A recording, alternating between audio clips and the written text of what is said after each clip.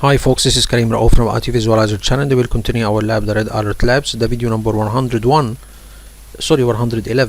We have been discussing in the previous video the following. We have been working now for 22 videos on discussing how to protect yourself against cybersecurity attacks based on the recommendations of the Center for Internet Security Organization. They have stated in their document that is named CIS Critical Security Controls Version 8 that to protect yourself against cybersecurity attacks you need to implement 18 safeguards or 18 controls. We have discussed until now 13 points. Today we will discuss point number 14, but before that we will make a quick recap about what we have been discussing in the previous 13 points. We will make it in a very quick recap. So let's see this one. Sorry guys, not this one. We have another one. We have like a small graph that will help us to make a quick revise about what we have been discussing. So the first or the previous 13 points in order. The first point, to protect yourself against cybersecurity attacks, to have an inventory and control of your enterprise assets hardware. The second point is to have an inventory and control of your enterprise assets software, includes applications and operating systems. Point number 3, to data protect or to protect your data in rest and in transit. The fourth point is to secure and save your configuration of your enterprise assets hardware and software. This is point number 4. Point number 5, to have account management system.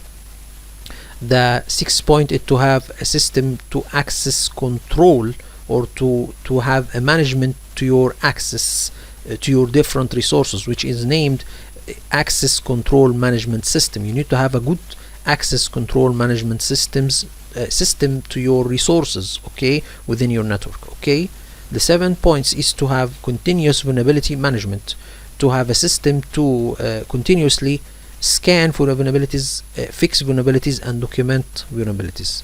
Number 8, to make audit log management, to have a system to collect audit logs and to collect logs in general and save them and analyze them, okay, for discovering threats and intrusions. Okay, point number 9 is to have a way to protect your email and your browsers, because they are the weakest point in your network, because they are applications facing the internet, so you need to secure them greatly because they are facing the internet. Any system that is internally and not facing the internet, then it's a little bit secure, okay, but any applications and networks facing the internet, then they have a greater possibility to be hacked and they need to be secured greatly. Okay, so point number 10, to have a good malware defense system. So you need to have a malware defense system on the end devices and on your servers and maybe on your firewall. Okay, so this should be a good point to focus on, because the malware defenses are the first line of defense. Okay, so you need to have a good malware defense software, working with a signature based approach and working with behavioral based approach. Okay, point number 11, data recovery. We need to have a way or a plan to data recovery or to recover our data, where the backups are located, how we can reach them, and what time or how much time we need to recover data. This is included within a disaster recovery plan. So you need to have a disaster recovery plan, including in it a data recovery plan. Okay, the 12th point is to have network management infrastructure. You need to have a system to manage your network infrastructure, including switches, routers, firewalls, and all of this. You need to have a centralized system to manage all of these network devices and to control them and to collect logs from them and to monitor them. So you have a network infrastructure management system. Okay, you need also to connect to these network devices in a secure way using secure protocols like SSH and so. Okay, so this is point number 12. Point number 13, to have a network monitoring and defense. You need to have good systems to monitor the traffic within your network and the traffic going outside your network. So basically this is done through the firewall and done through applying intrusion detection systems and intrusion prevention systems in your network on the host side and on the firewall side. So you need to have a good host intrusion detection system and host intrusion prevention system on the servers and the workstations, and you need to have a network intrusion detection system and a network intrusion prevention system. Basically this will be on the firewall. Okay, most of the intrusion detection systems, especially the host one, the host intrusion detection or the host intrusion prevention, are now included with the antiviruses. So the McAfee can be an antivirus, an anti-malware, and an intrusion detection host system and intrusion prevention host system. These are all things, and to control and monitor your network, you need to have system information event management system.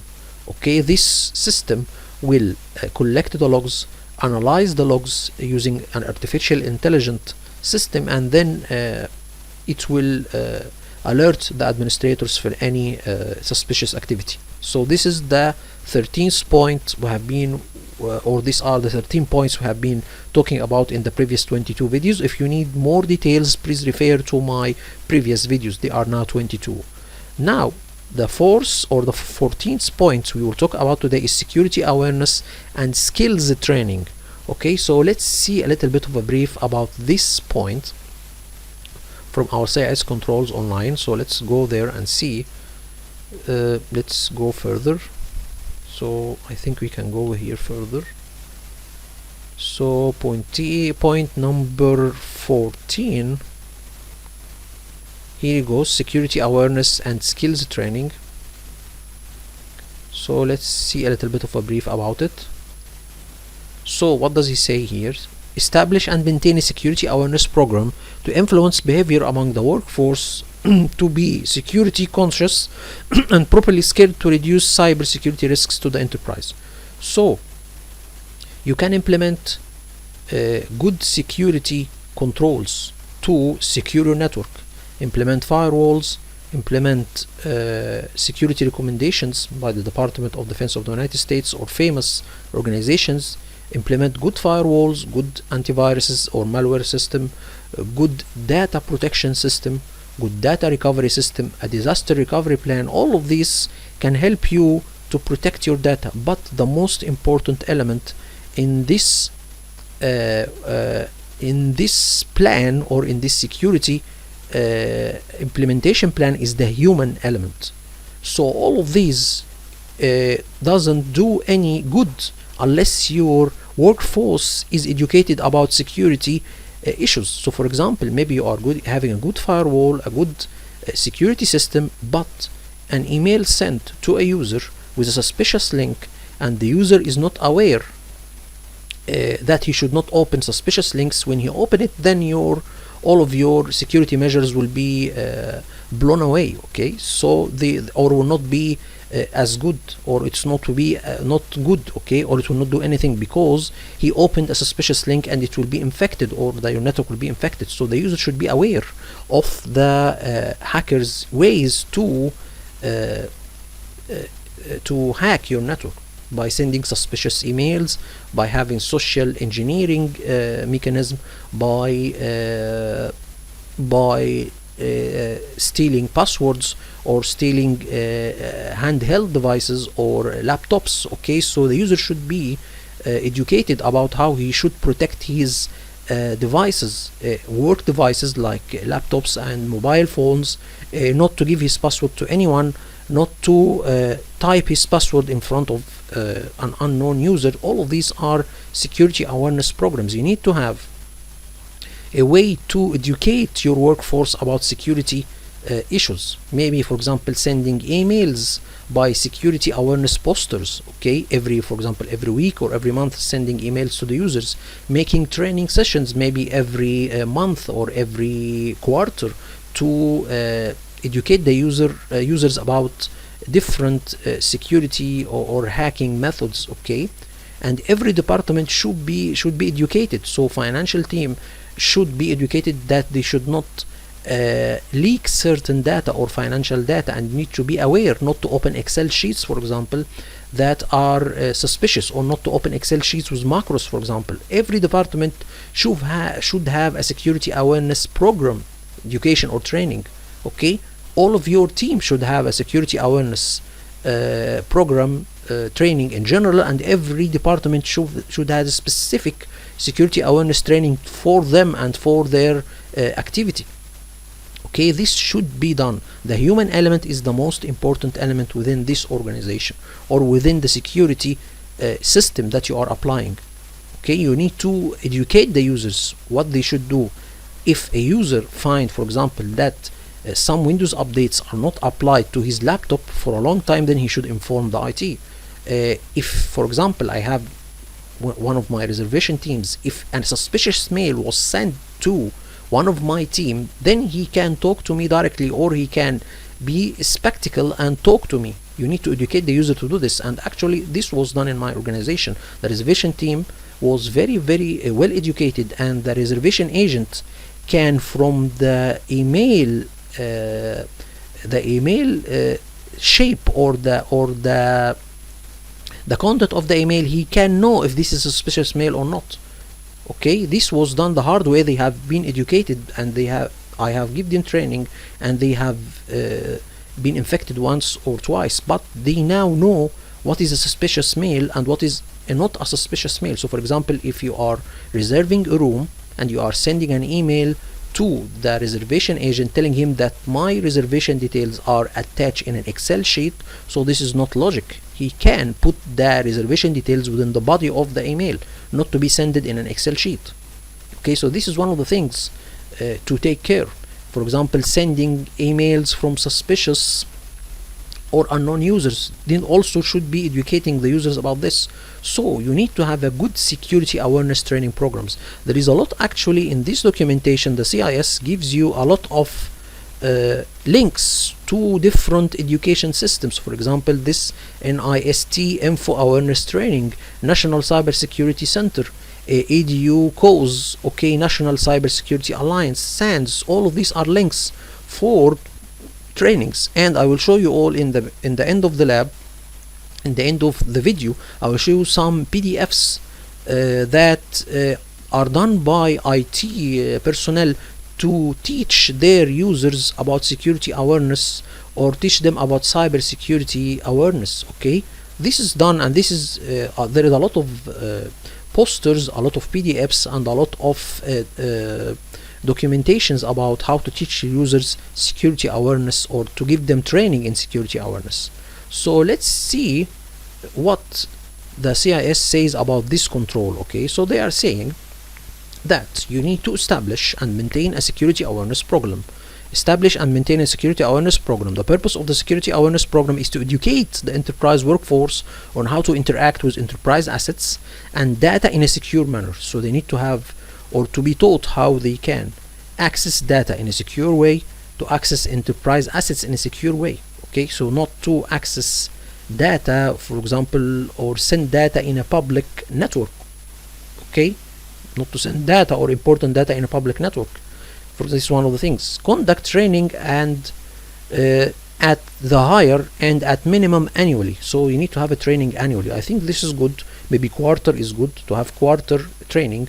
Review and update content annually, or when significant enterprise changes occur that impact this safeguard. So you need to have sessions training. You need to send security posters and cyber security posters, maybe every week or every month. So you need to send emails, and you need to make training sessions. Okay, and to have a system. Actually, I need to stress on there is the NIST guide how to make a complete, or to make a good security awareness program. Okay, there is some organizations that can give security awareness training programs, but you can do this locally if you are a small organization. Okay, the second thing is to train workforce members to recognize social engineering attacks. Train workforce members to recognize social engineering attacks, such as phishing, pretexting, and tailgating. So by sending emails, for example, one of the things, my GM in my environment, he was sent an email saying to him that your Outlook password is expired, okay, click on this link to reset the password. Okay, and this is appears to be a very official mail and seems to be something sent by the Office 365 team, but this is not correct. If you need to reset your password, this will be done from the portal of the Office 365, not through a link. Okay, so this is one of the things. This is a phishing email, so you need to educate your workforce how to suspect these emails. Okay, this is second point. The third point, train workforce members on authentication best practices. You need to tell the users how they can use their accounts to access different resources within the network. So for example, you need to secure their password. You need to work with MFA or multi-factor authentication. The user can access a certain resource within our network using his username and password and the code sent to the mobile. You need to apply the multi-factor authentication. Password composition, they need to give the user some best practices to create passwords, not to create a simple password. And credential management, you need to have also a way to save the user passwords to a vault, for example, or to save it to a secure location, maybe the Windows Credential Manager, or saving his website's password in a password manager program like KeePass, for example. So this is one of the things also to train the users not to use weak passwords and to use MFA. This will be applied by you, of course, and to use password manager programs. Okay, this is the third point. Fourth point, to train workforce on data handling best practices. Train workforce members on how to identify and properly store, transfer, archive, and destroy sensitive data. This is the data life cycle. Some of these things are done by the IT, but also your workforce need to know when they are transferring sensitive data, they need to take care. If they are transferring data or sending data, sensitive data, to outside partners, you need to take care that these are the people that you need to send data to, not a hacker or not a phishing email, for example. They need to know how they can deal with the data. For example, destroying data, they need to know that data should be destroyed in a certain way. For example, maybe by using shredder. If you are working with papers, you need to shred the paper, not to just cut it and put it in the basket. No, you need to be shred. Okay, so you need to have a way to tell them how they can store the data in a secure way, to transfer the data in a secure way, to archive them, how you need to archive the data in a secure location. Okay, all of this should be taught to the user. Okay, this also includes training workforce members on clear screen and desktop best practices. So for example, if a user is leaving his machine, then he needs to lock the machine. This is done automatically if you have a screensaver with a lock option after 15 minutes, but this should be taught also for the user to have a security sense. If he is leaving his PC, not to wait until 15 minutes. So maybe there is someone that can access the PC within these 15 minutes. They need to teach the user, if he is leaving his machine, he needs to lock the machine before leaving. Okay, erasing physical and virtual whiteboards at the end of the meeting and storing data and assets secure. Anyway, so you need to give him best practices on data handling. If you're having sensitive data, not to leave sensitive data on his desk, for example, not to leave data on a printer. If he is printing something sensitive, you need to print it and take it directly, not to leave the paper on the printer. Okay, so this we have discussed this before in the data management life cycle. We have discussed this. Okay, so this is the fourth point. The fifth point is to train. Let me see here. So we can see here that the fifth point is to train workforce members on causes of unintentional data exposure. Train workforce members to be aware of causes for unintentional data exposure. Example topics include misdelivery of sensitive data, losing a portable end device user, or publishing data to unintended audience. So you need to educate the users to be very careful when you are sending sensitive data outside your network, to take care or to audit or to reassure that you are sending sensitive data to the intended users, not to send them by mistake to another user. Not to lose your portable end devices, your laptops. You need to always have your laptop in a secure location, not, for example, to leave it in the car Okay, you need to have your laptop in a secure location, not to leave it in a car, and the car, for example, is not secure enough. So you need to teach the user how to protect his data when it is outside the network, especially if it's on a portable device, and not to publish data to unintended audience. For example, not to publish data, sensitive data by mistake, or not to publish it, or to talk about sensitive data to your to personnel outside your environment, maybe, or your work environment. So this is point number 5. Point number 6, to train workforce members on recognizing and reporting security incidents. Okay, these workforce members will be able to recognize a potential incident and be able to report such an incident. So for example, I have said before, my reservation agent, now he is educated enough to know if there is a phishing email, he can recognize it and talk to me directly and inform me. So this is one of the benefits for educating your users about security incidents, or the ways hackers can use, or the things, or the methods the hackers can use to hack your environment. One of them is the phishing emails. You need to recognize these ways, and if he spotted, he need to tell you. So this is one of the things. We have a good reservation agent. I remember her quite well because she was very well educated, and now she can recognize any phishing email and tell me, and actually it sends me the email and said that I have discussed it. And you need to encourage the users to do this kind of thing, to encourage them and to give them bonuses, or to give them something to make them eager to protect the data. Okay, so this is point number 6. Point number 7, train workforce on how to identify and report if their enterprise assets are missing security updates. We have seen this before. If a user sees, for example, that there is outdated software, or maybe some missing Windows updates, then you need to inform you. For example, maybe his antivirus is not updating, maybe he doesn't have the security updates for certain time, maybe he doesn't have software updates for a certain time. You need to educate the user to spot something like this and return to you and tell you. But actually you need to have tools to detect something like this. You need to have a monitoring tool to detect outdated softwares and Windows updates. You need to have something like this. But if for some reason this utility is not working perfectly, then the user should be educated on how to spot something like this and inform you. So this is point number 7. Point number 8, train workforce on the dangers of connecting to and transmitting enterprise data over insecure network. Not, for example, to send data in a cafe, unless you are working with VPN, for example. Train workforce members on the dangers of connecting to and transmitting data over insecure networks for enterprise activities. If the enterprise has remote workers, training must include guidance to ensure that all users securely configure their home network infrastructure.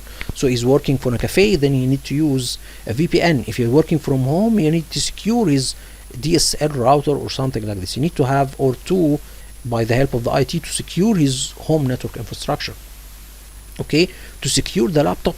If you are giving him a laptop working outside the environment or work environment, this laptop should be always up to date and always secure. And if he comes from his home environment to the work environment, then the laptop should be inspected and scanned for anything. Okay, so this is point number 8. Point number 9, conduct role specific security awareness and skills training. Conduct role-specific security awareness and skills training. Example implementation includes secure system administration courses for IT professionals. So you need to give, for example, how to secure systems to the IT personnel, how to secure web servers for web developers, okay, for web application developers, how to protect yourself against social engineering for the high profile roles. For example, maybe your GM need to have security engineering awareness training, your financial team, all of the high profile roles in your environment. So these are 9 points you need to carefully teach your users and have a security awareness training program. Okay, I will show you all some PDFs, okay, that will help you to give a good security training, or to construct a good security training program. Let me show you all this one. So this is a PDF, okay, building an information technology security awareness and training program. So this is a documentation how to build a security awareness training program. This is 70 pages. You can see them how you can design and implement something like this, and there is some samples about the security posters. Let me show you all something like this. Let me go here, there, posters. So for example, here we can see that this is the poster you can send to the users. For example, get involved, security, report security problems immediately. So these are some posters that you can send to your users. Okay, get well, stay immune, health, computer security. So these are, or this PDF, I encourage you all, I have put it in a Google Drive link in the description of the video. So I will leave this documentation how to make a good security awareness training program. This is one of the PDFs. I encourage you all to read it. And there is another PDF. Let me show you something here again. So these are let me show you some PDFs. Okay, let me show you some PDFs. So this is one documentation, and there is other documentations talking about security awareness programs, but let me go further and show you all. So for example, we have here cybersecurity awareness, this PDF.